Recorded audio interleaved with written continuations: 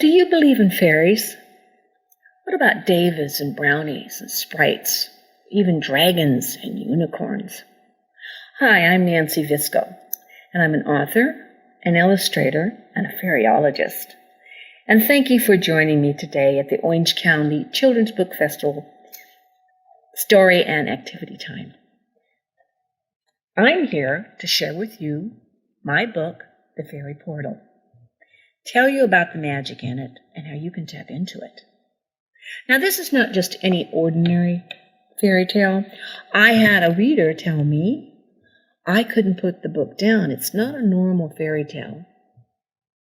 I had to think after each chapter about what she wrote. Now, that's a compliment to me because it is full of lessons, and that's what it's meant to be, to raise your awareness around you about the magic and the enchantment that you can tap into on a daily basis. Now let me show you how. First off, let's talk just a little bit about energy. Energy is everywhere. Energy is around us. Everything is energy.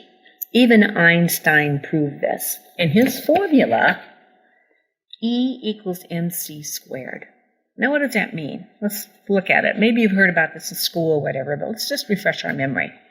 Energy equals mass times a constant, which is the speed of light, squared. So what that means is that energy and mass are the same. It can be physical, it can be energy. It can be energy, it can be physical. So around us are the fairies and all the other magical beings.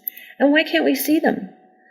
Because their energy is moving faster. Their frequency is moving faster than our dimension, the third dimension. They're in the fourth dimension. And there are many dimensions. There's fifth and sixth and seventh and on up, all having their own attributes and all having their own unique secrets and treasures. So what I want to do is show you how to tap into this. I'm going to give you my formula. There are only 2 steps. 2 steps, you say. Is that all? Well, they're very serious steps, and you have to really do them the correct way, but only 2 steps. The first one is a request. Now you say, a request, it's that easy? Asking, that's easy? Well, how can the universe give you what you want, whatever it may be, if you don't ask? How does it know what you want? There are a zillion things it could give you, and sometimes you get things you hadn't even planned on or didn't want because the universe didn't know. It'll go, oh, here, try this. Do you like it? You might say, no, I don't like that. Well, what do you want? You need to request it. So I have a special benevolent magic statement that you can say. I'm going to show it to you. Step 1, benevolent magic. I request, and there's the blank. You fill in the blank, whatever you want. I request a new car. I request a new pet. I want a kitty. I request a new hairdo. I request a new home. Or I request a trip to Europe. Then you would put that in there, whatever you want, and then you add, and that this result is the most benevolent outcome. Why benevolent outcome? You want it to be good. You want it to be a great outcome. You want it to benefit you. You don't want it to be a bad outcome. So that's the statement you make. Now, if you didn't get a chance to write that down, I'm going to tell you later how to go to my website and get this and more information. So let me tell you the second step. The second step is the funnest to me, and that is imagination. Now, how does imagination work? Do you realize that your thoughts create the reality around you? Do you realize the way you feel, the way you act, create everything around you and causes a ripple effect? If you don't feel good and you're all sad and down and out, you don't feel good, right? You just don't like it. That's because you're thinking about the bad stuff. Or maybe you won't feel good and you feel happy That's when you're imagining something great. So once you make your statement, the benevolent magic statement, I want you to imagine. That's what I did. First, I requested that the fairies come to me. I was really interested in them and tell me about their realm. Tell me what they were. Tell me why they even existed. Why would you need a fairy? And then it took a while, but I decided that the next thing to do was to imagine it. So I'd go to a quiet place. You pick your quiet spot where you won't be interrupted. Maybe it's on a walk in a park. Maybe it's in your backyard with the birds and fountains, or your courtyard. Or maybe it's in your bedroom where no one's going to be bothering you for at least 10 or 15 minutes. And then you just sit back and imagine. Imagine that trip to Europe and you walking around on the streets. Or imagine that little kitty in your hands and you're petting it and you decide on its name. Or imagine that beautiful car that you wanted and you want it to be red and you want it to be sleek. It doesn't matter what you want. You request it and you imagine it. Now, once you imagine it, just let it go. That's what I did. And one morning, about 4 a.m., I woke up. I bounced out of bed, and believe me, that's not easy for me. I don't normally get up at 4 a.m. But all this stuff, all this story just came barreling into my head, and I had to write it down. It just came at me in waves. So I decided the best thing to do and got this message that let's just write down the 12 chapters, and we'll work on what to say in each chapter later on. So that's what I did. So I'm going to share with you the 12 chapters, and a little bit about them. And then what I'm going to do is read you just a little portion of one of the favorite realms that I like.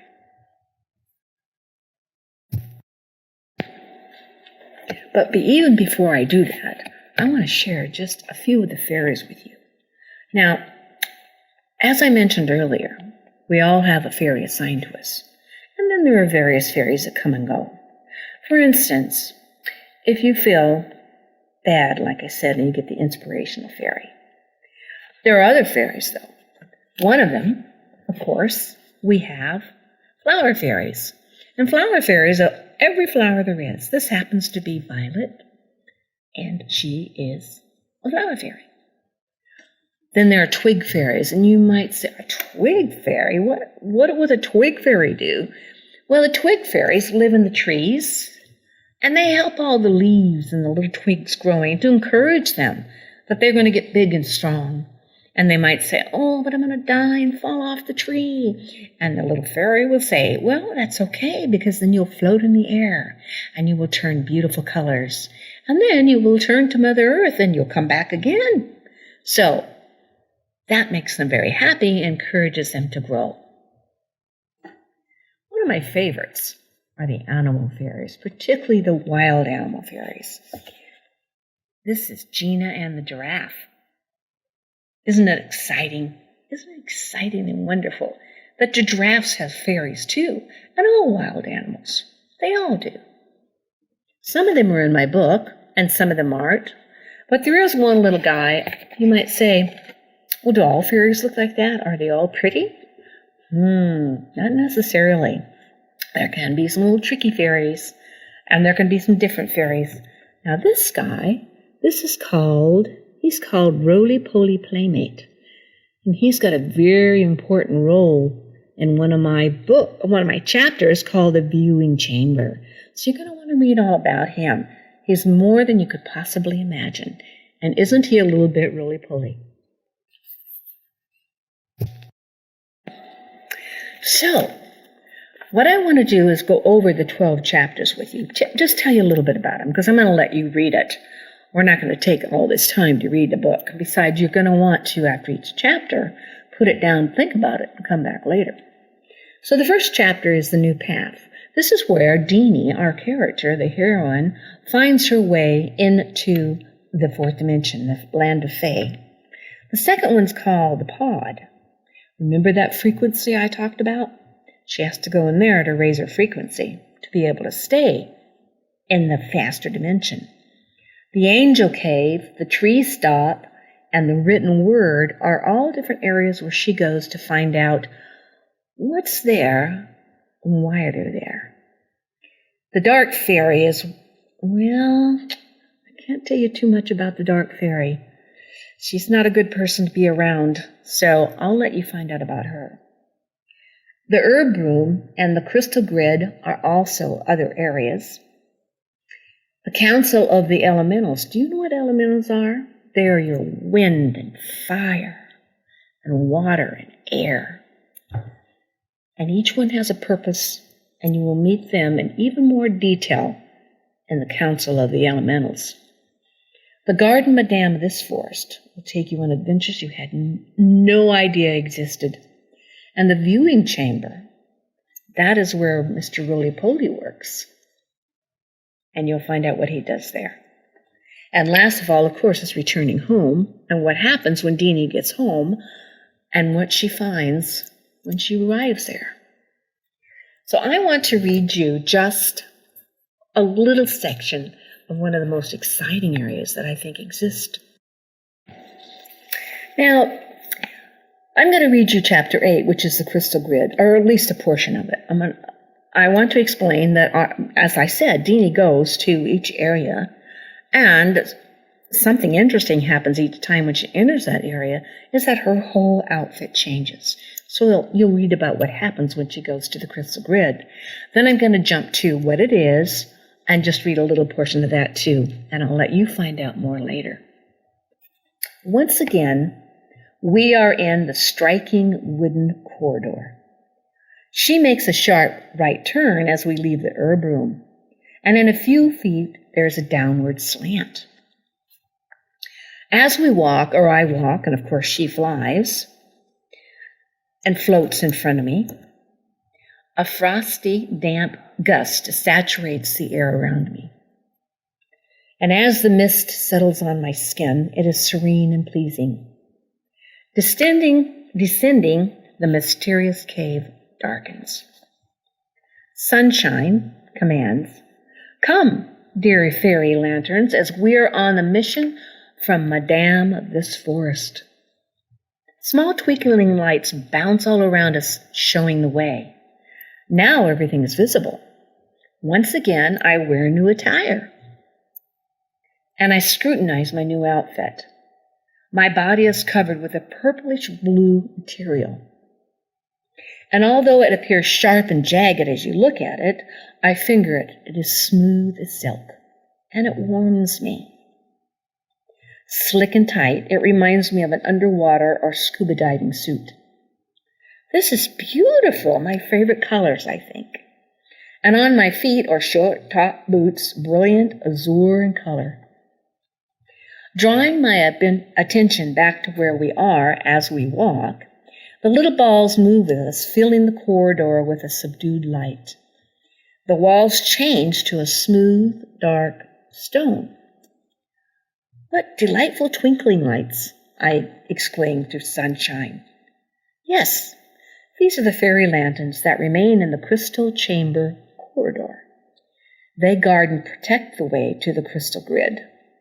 One cannot enter without the light. They only come when summoned by those who are sent from the Madame of this forest, Sunshine retorts. Wow, another new person. Who's the Madame of this forest? Sailing in front of me, I tap on her foot to get her attention as I dare not touch her wings. She turns and answers, "Oh, you'll meet her soon enough." She puts on a mysterious smile. We turn a corner and there's a solid rock door in front of us. And is round as usual, and I say, "Why are all the doors round?" Another question I must ask. We encircle it, and I see figures that are vaguely familiar, moving closer. They are constellations. The Big Dipper, the Little Dipper, Orion, Little Sisters, and many, many more.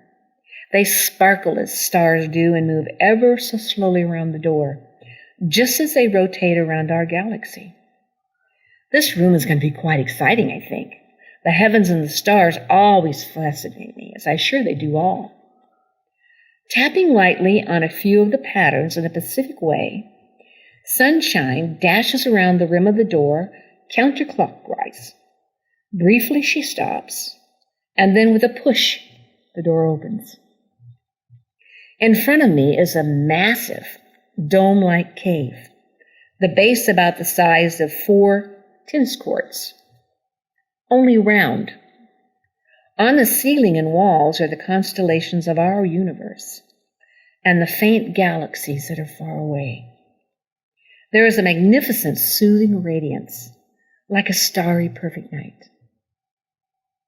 I turn my attention to the room, and there are enormous crystals suspended in midair, countless sizes and shapes and pigments, and they move horizontally in a leisurely pattern around the largest crystal in the center, a dazzling, buttery hexagon. Looking down, I'm quite dizzy, and I take a few steps backwards. The floor is transparent. The curved room presents additional luminous stars and constellations. I must be in the center of our universal globe. Counting the crystals, I expect 9. However, there are 12. How odd, I mumble. Is this someplace else like a parallel universe that Sunshine had told me about and not ours? Sunshine, who I've almost forgotten, flies up to my face. Where are we? I inquire. She waves her little petite arms around the room. This is the crystal grid. Each crystal represents a planet in your solar system, and they store the knowledge and the history of that planet. Recording in its own wisdom, the crystal grid compares to your computer backup systems. Once a planet departs this universe to return to their original galaxy in space, the knowledge will always be preserved on Gaia, in the crystal grid. This grid is used by other beings to research history, and some reach out for tips of the future. One can request to stabilize with the planet, rotate with it, and commune with it for a limited amount of time. Of course, this privilege is only for the most advanced beings. The reason is they know how to stabilize so they don't drain their vitality too soon. They can maintain a constant vibration that matches. She whispers with reverence.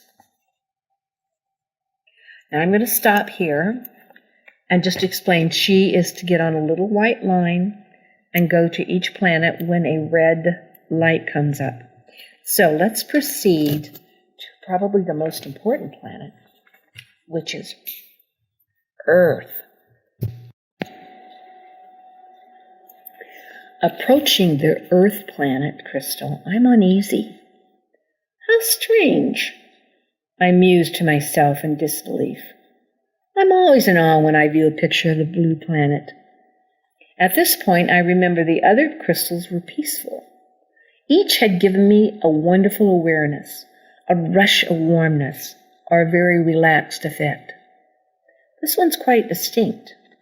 The Earth crystal affects me as though I'm a child and my mother's scolding me, or I'm in a room and I'm being watched. Alternatively, the reaction to a preacher stating that we're all sinners and we're going to go to hell. As if I had done something wrong, but I'm aware I haven't. It must be a heavy weight on my shoulders. I can't put my finger on it, and I'm agitated. Stepping back, the pressure releases, and I return to normal. Examining the crystal again, a little bit farther away is a very slight haze around the crystal. A shield? Is the crystal Earth protected? Are we protected? I decided to observe right where I stand. Earth is beyond the most beautiful, with its blue waters and green to brown continents. It looks like pictures taken from space. The beautiful blue planet, moving with grace. Only then do I encounter the love. This appears to radiate beyond the discomfort that I had felt earlier. And I turn to ask my fairy guide the source of the two distinct feelings. Sunshine, what's around the Earth? I don't see that on any of the other crystal planets. And why am I so uncomfortable when I'm adjacent to it? You are quite correct, she smiles, and looks pleased about my questions. Earth is the only planet that has this variety of human beings. There is a polarization on Earth like any other planet, and other universes as well. Not that there are no other beings similar to Earth humans on other planets. It's just that they are a little bit more benevolent. The discomfort on Earth with its wars and judgment, hatred, unrest, bombs, and arguments, this would harm other planets and other beings. Thus, a protective shield keeps this discomfort, or you might call it evil forces, bad, darkness, contained. Because now that you are in this dimension, you do not notice that unpleasantness as much. Nevertheless, as you move nearer the Earth crystal, you'll experience these issues. Presently, it's stored in the memory of the Earth. But one day, that will all dissipate with the help of Planet 12 and other beings. Finishing, she grins confidently as she flaps her wings back and forth in front of me. The minor draft she creates touches my face, and I realize again where I am. Behind her, the moon crystal floats around the Earth crystal. Small in comparison, it's just as gorgeous. Wow, I can expect the back side of the moon. I wonder what's there, Sunshine. I laugh, pointing. She turns and also looks with expectancy. Being rather dark, what, I ponder, are all these forms? Are they buildings? Houses? I cannot tell. But one can tell that something or someone is inhabiting the dark side. How exciting! I want to examine the moon crystal more, and I move closer. Exploring the dark side, a small pet speck of light in the epicenter of the crystal glimmers. I pause. With edginess, the light not only starts to grow, but also comes out of the crystal and moves right towards me. My eyes open wide. The light glows and glistens and pulses and transforms into a small fairy about 3 inches. I am Moon Fairy, she breathes. At once I determine she is unlike all the other fairies I have met so far. She is so small, with a shimmering white as a full moon on an unblemished, crisp summer night. I move not. As I look at her exquisite face, I am in a spell. Her features are perfect and most admirable. Skin white and translucent, pitch black eyebrows, eyes and hair dark as the night, and lips full red as cranberries. Her white glimmering gown falls softly from her shoulders and a full yielding sweep that cover her feet.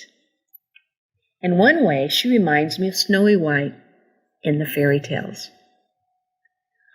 Breathless, I cannot move as she gazes into my eyes. Fortunately, Sunshine hurries to her side, takes her hand, and observes us both. Beanie, this is Moon. We are quite excellent friends. She glances at Moon with love in her miniature face. I sense the affection between them, like the sun and the moon. Moon reaches out to me with a petite, delicate hand, holding a miniature wand. Holding my eye, she draws a graceful L over my chest. Soon a warmth like none other covers me. Heat pours into my chest.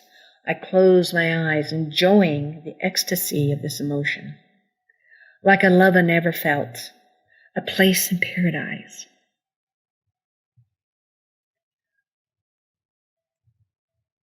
An island of peace and heaven, all at once, are the finest descriptions that I can give. Open your eyes, is her easy command. I do, and acknowledge my luminous chest. My heart is glowing. My heart is to nurture and to inspire you. The light from the sun reflects off me, she says, and I radiate needed energy to you and all beings when the sun is behind you. Remember this importance. Stare at the moon each night to energize yourself. Her voice is soothing and kind. Whatever you need me or my liveliness, whenever, do this, and you will experience the peace that is within you. And now you have been touched by the Moon Fairy. I will, I reply in obedience. She smiles at me, turns, and diminishes into a small peck of light, and disappears into the moon crystal that glides behind the earth crystal. The earth renews its track, leaves us, and I am spellbound. So I'm going to stop there because I know that you're going to want to go read the rest of it yourself and find out all the other exciting realms that exist and after you go through the fairy portal. Now you can buy this book at Barnes & Noble or, of course, Amazon. But the best place probably is my website, www.fairyologist.net. So be sure and go there. And be sure and sign up on my website for an update on when the next book will be released through the eyes of Faye. And then you will find out why Jeannie has to return, what she has to take back to the Dark Fairy, and how she escapes the Dragon Mountain. You're going to really enjoy it. So be sure and sign up for it so I'll know and let you know when it's going to be released in later 2020. So be sure to go to my website and sign up. And I want to thank you once again for joining me at the Orange County Children's Book Festival. May you have a wonderful day, and remember, may the fairies be with you.